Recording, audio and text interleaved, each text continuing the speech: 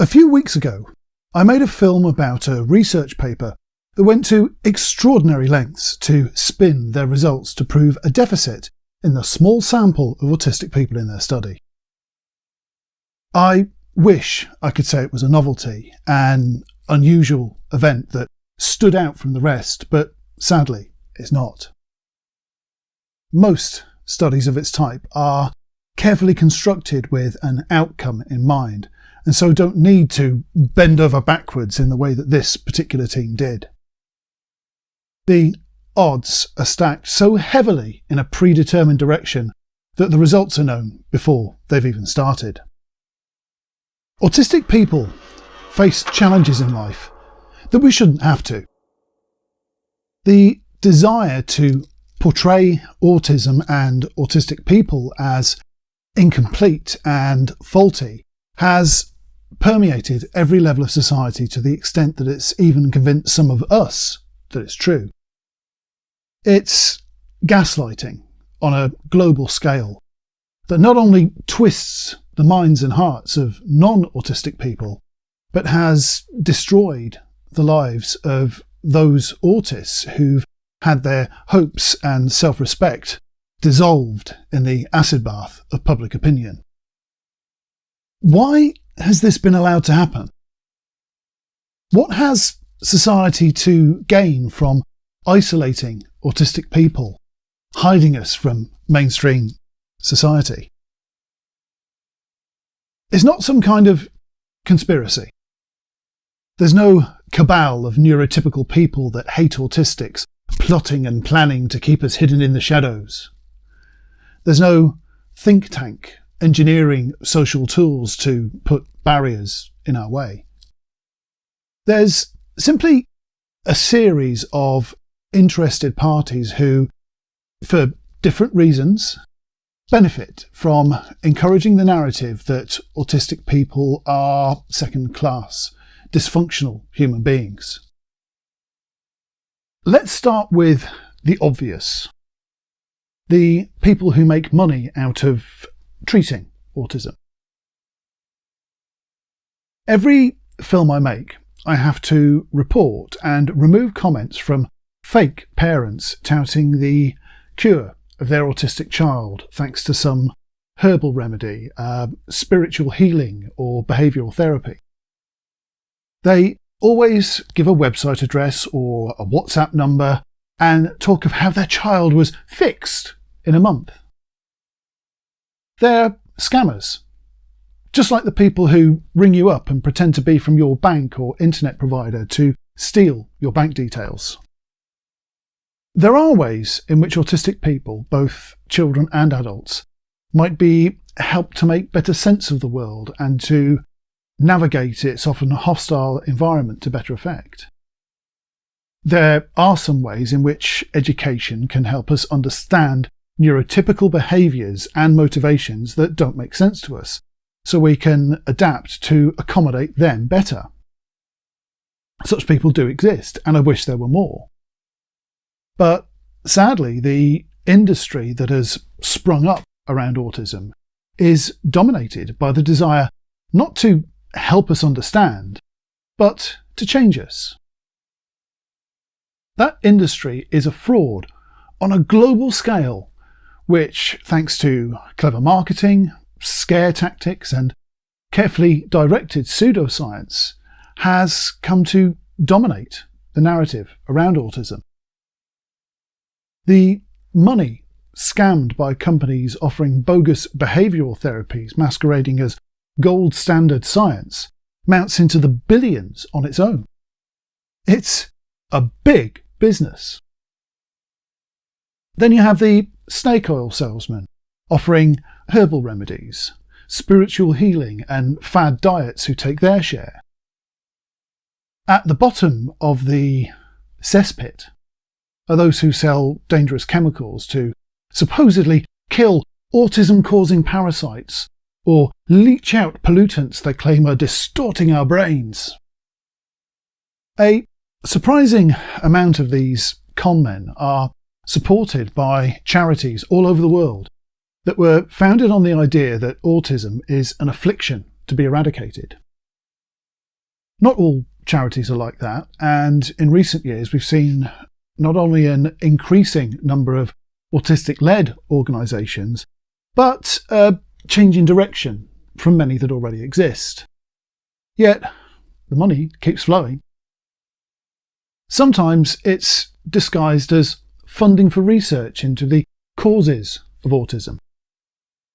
There's only two reasons for wanting to know the cause of autism. You wish to prevent it, or you want to make more people autistic. We know it isn't the latter. There's a new kid on the block that's taking another approach to monetising autism. The exploiters. I've talked about the employment challenges facing autistic people in videos before. As a demographic, we're disproportionately underemployed. The statistics can only take into account autistic people who already have a diagnosis, and we know that there are more of us undiagnosed that actually know why we're different. But those statistics still make for sobering reading nonetheless. One of the defining characteristics of autism is our spiky skills profiles. In essence, we are natural specialists who balance our strengths with weaknesses. It's a different way in which nature distributes abilities compared to the generalist profile most people are born with. The areas in which we're commonly weaker are often what you see listed as symptoms of autism. But the strengths we have are not all the same. It's already been recognised that a significant number of us have skills in areas which are useful in commerce and technology. It's not unusual for an autist to be very good at identifying patterns, which gives us an advantage in data-based disciplines. There are many of us who have talents with machines and sequential systems, which have obvious benefits working with technology and programming. That's been recognised by a number of blue chip companies like Microsoft and IBM. They've started work programs targeted at hiring and giving opportunities to autistic people. These programs have highlighted another unexpected benefit of employing autistic people. The combination of a prodigious and specific skill with an ability to focus entirely on our work without distraction means we can sometimes be way more efficient than our neurotypical colleagues. Some of us have been known to produce work exponentially faster and more efficiently than companies usually expect of their staff. On an individual level, this can cause us personal problems because it leads people around us, including sometimes our bosses, to feel threatened.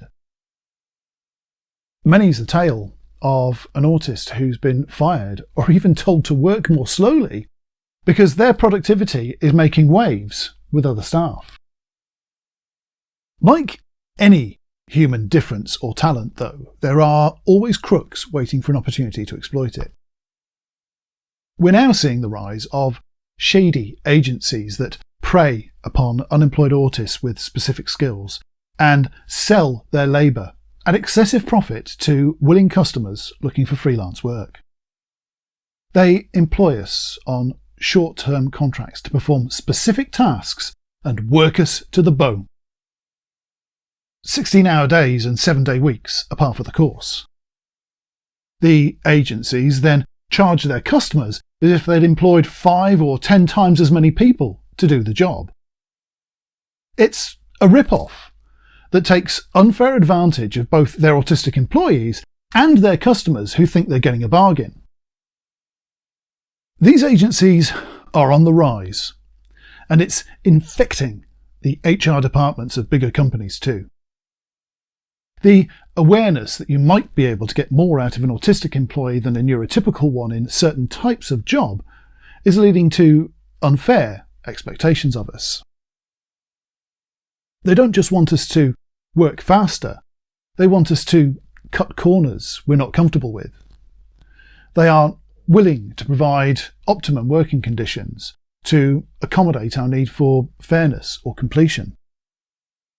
They simply hear that we may be able to be more productive and grind us down in order to get their pound of autistic flesh. It's little better than modern slavery being disguised under a facade of providing opportunities. There's one other incentive for the world to pathologise autistic people as being less than human. The inconvenient truth found in the study I mentioned at the beginning of this film was in regard to the autistic tendency towards high moral standards and a need for fairness and justice. It's also extremely common to find autistic people to be very honest and truthful. Lying just doesn't sit well with most of us. Yes, autistic liars certainly exist, but they're outnumbered by autistic people who just don't see the point in lying. As I've discussed before, our world is built on lies, distractions, exaggeration, half-truths and spin. There are lies all around us that people don't even notice anymore in advertising, in the news, and the white lies we tell out of a sense of kindness. We have politicians on both sides of the Atlantic who tell outright lies and break the law with impunity, safe in the knowledge that they can get away with it and rewrite history later. I've met autistic people who've been fired from jobs for answering questions honestly because it damaged the reputation of the company. Even been accused of corporate sabotage for being unwilling to tell lies to customers or rivals. I've met far more that have found themselves rejected socially because they weren't able to participate in a group delusion or tell the same lies as their peers. The sad truth is that the absolute, untarnished honesty that is common in autistic people is considered antisocial. The need to do the right thing, even if it inconveniences us ourselves, is the opposite of the selfish me first principles that drive the engines of commerce. Even in politics or law, where you would think that being honest, truthful and incorruptible would make us the ideal people for the job, we've found ourselves undermined and cast out for not playing the game the way others do. Our societies can't function in the way they do if we eliminate all the lies, deception and misdirection they currently rely on. And that makes people who don't play along a threat. If lying is your game, you don't want somebody honest coming along and spoiling it for you. Whenever you look deeply into the reasons why autistic people are kept on the fringes of society, or why it's convenient to keep up the pretense that we're less capable than neurotypical people, they fall into one of these three categories: money, exploitation, and fear. I don't think for 1 minute the world will stop deceiving itself to suit us. If there were no lies, then the world would grind to a halt. It's not just advertising and politics that benefit, it's all business. There are industries built upon the need to uncover lies, which is why we should consider the value of autistic people in such positions. We need our administrators to be incorruptible to ensure fairness, and we need our law enforcement to be 100% committed to the truth and justice. There's a place for us there for a start. We can stop the abuse of autistic people for money, though. Whether that money's in false cures and therapies, or exploiting us as if we were robots in the workplace. Autistic people have been contributing to human society since the dawn of time, but we've historically been kept out of the loop by more morally flexible people willing to take advantage of us for profit.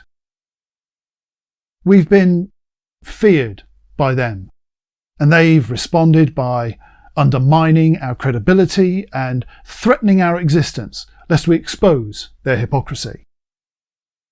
Even before the word autism was coined, we've been treated as outcasts. But now there is a name for what we are. The mountains we have to climb have grown taller. We kid ourselves that we live in more enlightened times that value equality of opportunity and laws which apply to us all. If you believe that to be true, then help us make it stop. Stop spinning every autistic difference into a deficit. Stop trying to exploit our differences for profit. Stop trying to change us and just accept us for who and what we are. We are as important and valuable to society as anyone else, and it's about time the world woke up to that. Thank you for watching. There's a new Autistamatic film every Wednesday, so please click on the left to subscribe to the channel, or on the right to watch another video, or visit autistamatic.com.